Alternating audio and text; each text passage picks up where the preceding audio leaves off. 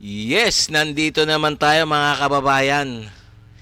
Magkokomentaryo na naman tayo. Ito kasi mayroong mga balita rito na maiinit na balita tungkol na naman sa West Philippine Sea. Tungkol sa mga incheck, sa mga Chekwa. Nakakabuisit na talaga to, no? So, bibigyan natin ng komentaryo to, no? Reaction video. Dahil nga itong Philippine Navy, nakahanda daw pasabugin barko ng China. Kung aatikihin nila yung barko ng Pilipinas, Itong bibigyan natin ng reaction to, Ito ay all about sa West Philippine Sea. So kung bago ka pa lang sa aking channel mga guys, so please paki-subscribe and like sa ating YouTube channel bago tayo mag-umpisa. And also please paki-subscribe kay Melbs Castle, kay Melbs Castle. So sa kanyang video to na ating bibigyan ng reaction video. So pwede rin na kayong mag-comments diyan nang sa ganun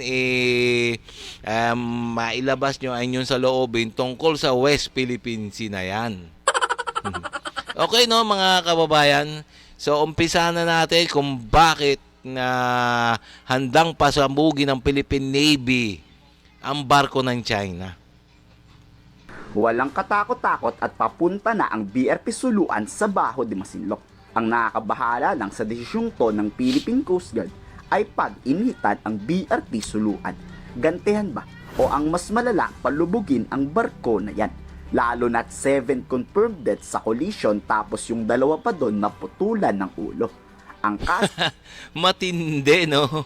May naputulan pala ng ulo. Mga Chekwa. Anong tawag naman doon?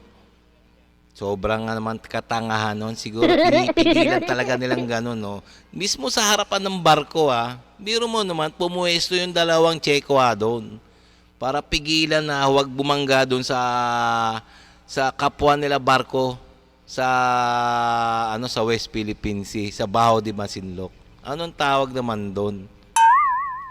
So, pagigiit ng national security, nakahanda naman daw ang Armed Forces of the Philippines in case of worst case scenario.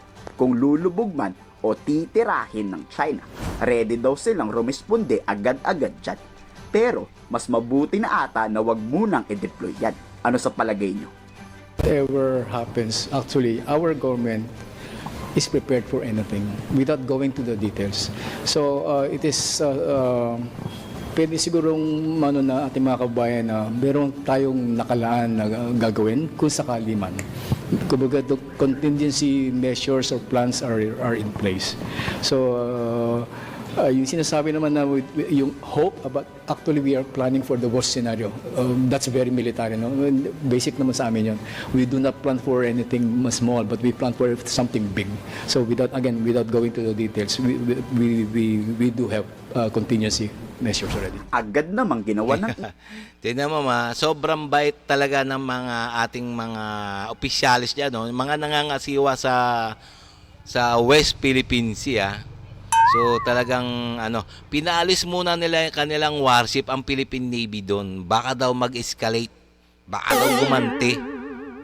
daw gumanti yung mga incheck. Pasabugin naman yung mga barko natin. Ewan natin kung takot o talagang pinauwi muna ang mga Philippine Navy. issue ng China ang pag-alis ng BRP Miguel Malvar. Ika nila, pinalayas daw to ng PLA Navy.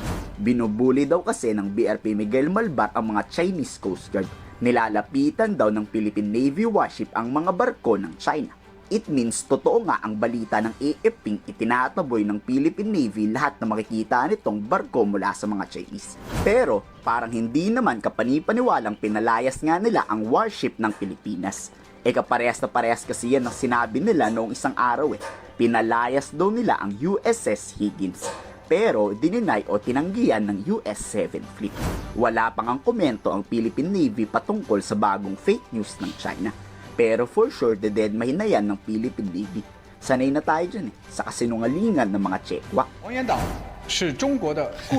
Tingnan mo, itong mga incheck na naman, no? Itong mga Chekwa, gumagawa na naman ng fake news.